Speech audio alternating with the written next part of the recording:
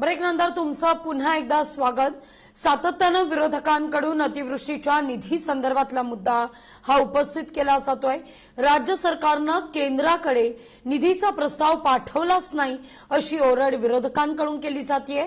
यावर आता सत्ताधाऱ्यांकडून पलटवार केला जातोय। थेट कृषी मंत्री दत्तात्रय भरणे यांनी केंद्राला राज्यांना 29,000 कोटीचा प्रस्ताव दिला असल्याचं स्पष्टच केलंय। सर्वांना माहिती आहे की या राज्यातील 1,31,00,000 शेतकऱ्यांना त्याचा खूप मोठ्या प्रमाणात फटका या अतिवृष्टीचा बसला। साधारणतः जून ते नोव्हेंबर पर्यंत ही अतिवृष्टी या राज्यामध्ये झाली।